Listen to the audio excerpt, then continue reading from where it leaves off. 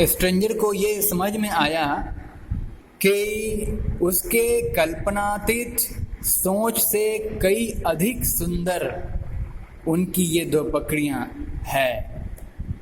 ऐसा सोच करके वो काफ़ी टेम्प्टेड हो जाता है, लुभा जाता है और क्रेजी हो जाता है।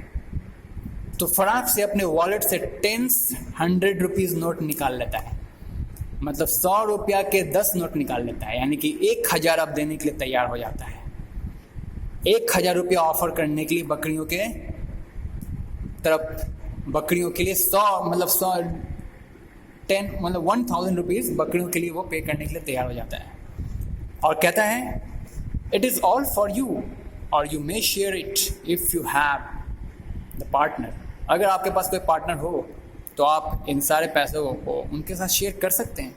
अब ये सारा पैसा आपका है। कौन कह रहा है? वो स्ट्रेंजर कर रहा है। कैसे? मुन्नी को। The old man pointed at the station wagon and asked. अब स्टेशन वैगन की ओर उंगली इशारा करते हुए वो बूढ़ा आदमी कहता है are you carrying them off in that? क्या तुम मेरी इन दोनों बकरियों को और हॉर्स के पेडेस्टल को और मेरी इन दोनों गोट्स को, बकरियों को अपनी इस स्टेशन वैगन के माध्यम से, इस स्टेशन वैगन के थ्रू ले जाओगे? आप ले जाओगे क्या? यस। अब वो कहता है, जवाब देता है, yes of course said the other understanding the transportation part of it. अपने गाड़ी के, अपने स्टेशन वैगन के ट्रांसपोर्टेशन वाले मैटर को समझते हुए कि कैसे ले जाना है, वो यस कहता है, यस ऑफ कोर्स मैं ऐसा ही करूँगा। अपने इसी स्टेशन वैगन, अपने इसी व्हीकल से मैं इन दोनों बकरियों को और घोड़े के पेडेस्टल को उसमें स्पेस दे करके ले जाऊँगा।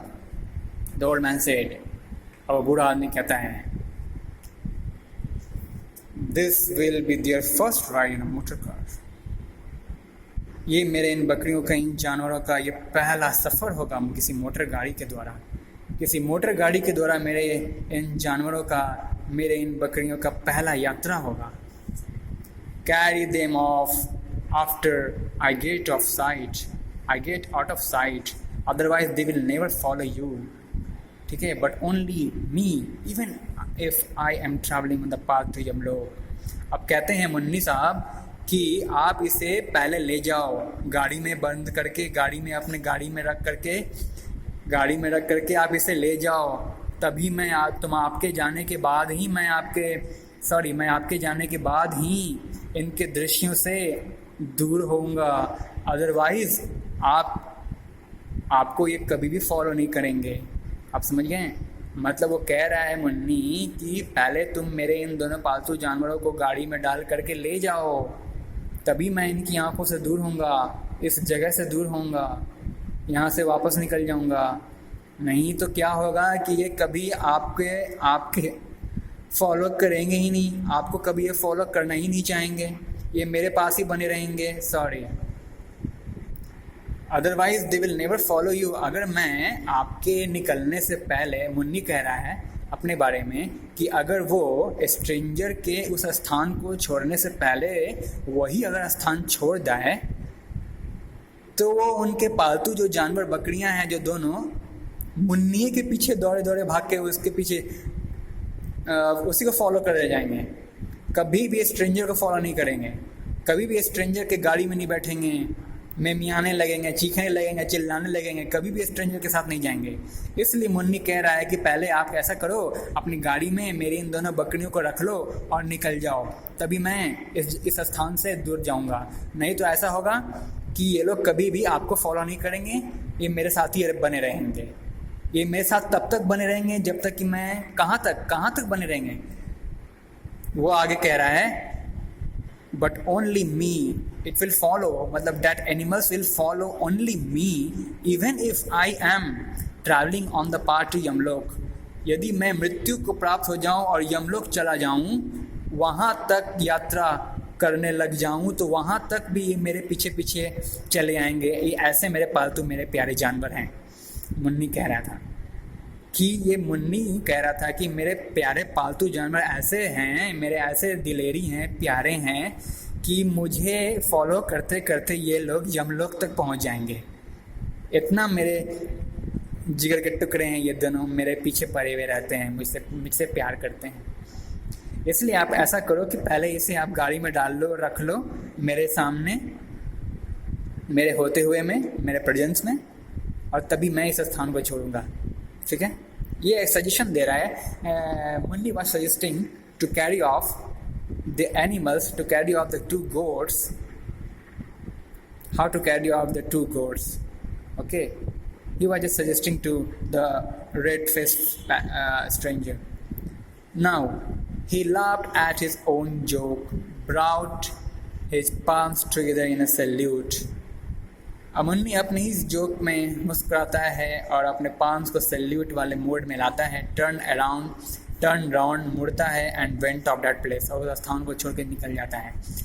मतलब इस जोक को, मतलब ये जो यमलोक वाली बात को कह रहा है मुन्नी, यमलोक वाली बात को कह कर खुद मुस्कुराता है। ठीक है, एक जोक प्रोड्यूस करता है, मतलब स्ट्रेंजर के सामने एक जोक रखता है, कहता है, ये शो करते हुए कहता है कि उसके ये दोनों जानवर इतने जिगरी जान है, इतने जिगर के टुकड़े हैं, इतने प्यारे हैं कि उसे मरते दम तक उसका पीछा न छोड़ने वाले हैं, ऐसे जानवर हैं। समझ गए ना? एक कौन कह रहा है? मुन्नी कह रहा है स्ट्रेंजर को। तो it was just like a joke and he begin to laugh himself. और वह खुद में हंसना शुरू कर देता है। वह खुद हंसा, अपने आप में हंसा Munni, and brought his palm together in a salute करते हुए उसको, उस रेड फेस खाकी वाले स्ट्रेंजर को सैल्यूट करते हुए अब वो पीछे की ओर घूमता है और उस स्थान को मुन्नी छोड़कर निकल जाता है। And was soon out of site beyond a clump of thicket. What is the thicket? That is the bush. Clump of thicket means a group of bush or small tree growing closely together. आसपास नज़दीकी क्षेत्रों में, मुन्नी के आसपास नज़दीकी क्षेत्रों में जो बुशेस, जो झाड़ियाँ, बहुत सारी झाड़ियों का एक समूह खिला हुआ था, ये छोटे छोटे पेड़ पौधे खिले हुए थे, उसे कहते हैं थिकेट। तो beyond a club of thicket, यानी कि उस क्लम्प ऑफ थिकेट, यानी कि बहुत सारे झाड़ियों और छोटे छोटे वृक्षों के समूह से आगे वो निकल गया। कौन? ये सारी कॉन्वर्सेशन के बाद मुन्नी वहाँ से निकला। Now the red man looked at the goats grazing peacefully. और अपने गाड़ी में, अपने स्टेशन वैगन में उन दोनों बकरियों को वो रेड मैन रख लिया है, रख के निकल चुका है। और फिर उसकी ओर देखता है, निहारते हुए देखता है कि ये दोनों घास चबा रहे हैं, बहुत ही शांतिपूर्वक।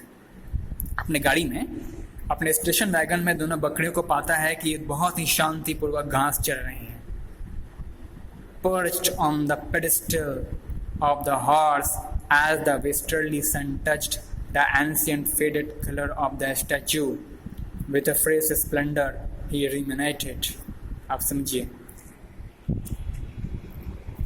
Now the red man looked at the goat. हाँ, अब तो वो तो बेचारा, वो क्या ओल्ड मैन तो वहाँ जोक कर रहा था अपने यमलोक के बारे में। वो joke actually that was not the real matter. ऐसा कुछ था नहीं कि उनकी दोनों बकरियाँ उसे यमलोक की यात्रा तक साथ देते रहेंगी, ऐसा कुछ था नहीं। That was just the joking made by him. Okay, तो जैसा कि वो जो रेड मैन स्ट्रेंजर था, दोनों बकरियों को कैरी तो कर लिया, लेकिन साथ साथ उसे ये इस बात की भी चिंता थी कि हॉर्स और उसके पैडेस्टल को, घोड़े उस पैडेस्टल से कनेक्टेड वो जो घोड़ा था उसे वो कैसे ले जाएगा। ठीक है, इस बात की भी चिंता थी। चलिए आगे बढ़ते हैं। The red man look at the goat grazing peacefully. हाँ, ये तो बता दें कि गोट्स की तरफ देखता है, वो बहुत ही शांतिपूर्ण तरीके से दोनों बकरियाँ घास चर रही थी। Perched on the pedestal of the horse as the westerly sun touched the ancient faded colors of the statue with a fresh splendor. अब पर्च यानी कि निगाह डालता है घोड़े की ओर, जिसके एंशियंट फेडेड कलर, जिस घोड़े की उस स्टैचू पर निगाह डालते हुए देखता है जिसके एंशियंट पुरातन फीके रंगों पर अस्त होते हुए सूर्य की किरणें स्पर्श कर रही हो और उसकी महानता का, उसकी विशालता का बखान करती हो। इसे देखते हुए थोड़ी देर के लिए वह वहाँ ठहरे सोचने लग गया, बहुत डीपली सोचना शुरू किया। ही रूमिनेटेड, Ruminated means thought deeply about something. ठीक है, ruminated मतलब किसी चीज के बारे में, किसी विषय के बारे में गंभीरता से सोचना। क्या चीज सोचने पर, क्या चीज उसे सोचने पर आखिर किस चीज ने मजबूर किया? घोड़े के स्टैचू पर, घोड़े का जो स्टैचू था जो कि प्राचीन फीके रंगों से भरा था, उसके ऊपर अस्त होते सूर्य की किरणें छू रही थी और छूने से उसकी महानता, उसकी विशालता, उसकी गरिमा का बखान भी कर रही थी। उसकी स्प्लेंडरनेस का, उसकी विशालता, स्प्लेंडर मतलब होता है महानता, विशालता, विशेषता का बखान करने लगी थी। तो उससे मोहित होते हुए थोड़ी देर के लिए वह विचार में चला गया, गहरे थाउट में चला गया। कौन? स्ट्रेंजर। तो वो सोचता है The westerly tent touched the ancient faded colors of the statue with a fresh splendor. He then ruminated. He thought deeply about. He must be gone to. अब देखो क्या सोचता है? He must be gone to fetch some help. उसे किसी help के लिए जाना चाहिए। उसे जरूर किसी हेल्प के लिए जाना चाहिए। I suppose and settled down to wait. अब देखो वो कहता है अपने बारे में, वो रेड फेस वाला, वो रेड मैन, मुझे यहीं वेट करना चाहिए थोड़ी देर के लिए। जब कोई ट्रक आएगी, मैंने ट्रक केम डाउन हिल, और जब एक ट्रक वहाँ डाउन हिल के पास पहुँचा, वो उसे रोकवाया। It and got the help of a couple of man to discharge the horse from its pedestal. और उस ट्रक पर से बहुत सारे लोगों का एक झुंड था, कुछ समूह था, कपल था, सॉरी कपल मीन्स टू होता है। दो व्यक्तियों का हेल्प लिया। उन दो व्यक्तियों के हेल्प के सहारे पेडेस्टल पर से हॉर्स को डिटैच किया, मतलब अलग किया, मतलब हॉर्स के पेडेस्टल से घोड़े को अलग करवाया उन दोनों की हेल्प से। And place it in A station wagon, और अपने स्टेशन वैगन में रख दिया। उसके इस सेवा के लिए उन दोनों कपल्स को 5 रुपया दोनों को प्रदान किया। And for a further payment, और इस फर्दर पेमेंट के अलावे वे लोग, वो दोनों couple, siphoned off gas from the truck and helping to start the engine. Siphon का मतलब होता है कि मान लो इधर एक ट्यूब है, इधर एक ट्यूब है, एक बीकर है, तो बीकर से कुछ फ्लूइड को आप इस बीकर में लाना चाहते हो, that is called siphon. Siphon is the arrangement of the tubes connected to the both beakers to transfer of the material from this beaker to this beaker, from this beaker to this beaker elsewhere. आप समझ गए? देख सकते हैं siphon, it is used a tube to transfer liquid from one container to other container. ठीक है, मान लो इस बीकर में, जैसे कि आप फिगर यहाँ पे देख सकते हो, ये मैं बनाया और साइफनिंग ऑफ गैस मॉलिक्यूल, कैसे एक बीकर से ये ट्यूब लाइन कनेक्टेड है और दूसरे को कनेक्ट कर रखा है। यहाँ से गैस मॉलिक्यूल लोड करके इस बीकर में ट्रैवल कर रहा है, यहाँ पे फ्लो हो रहा है, यहाँ पे इकट्ठा हो रहा है, यहाँ से सारा मॉलिक्यूल्स निकल के इधर फ्लो कर रहा है। ठीक उसी तरह से वो जो कपल्स, जो ट्रक में मौजूद जो 2 कपल्स थे, जो हॉर्स को उसके पेडेस्टल से डिटैच किए, और डिटैच करने के बाद ना केवल उतना ही किए हैं, बल्कि उस स्ट्रेंजर के गाड़ी के इंजन को, उसके स्टेशन वैगन के इंजन को चालू करने के लिए क्या किया उन्होंने? साइफनिंग किया, साइफंड कर दिया। जैसे कि मान लो ये ट्रक है और आपने ट्रक से ये ट्यूब लाइन निकाल करके उसके गाड़ी की तरफ स्टेशन वैगन में डाल दिया, और उसके स्टेशन वैगन को फ्यूल प्रोवाइड करने के लिए कुछ गैस इधर से उन्होंने प्रोवाइड किया। मान लो ये ट्रक है और ये उनका स्टेशन वैगन है, किसका? रेड फेस, उस स्ट्रेंजर का, उस फॉरेनर का ये स्टेशन वैगन है और ये ट्रक है।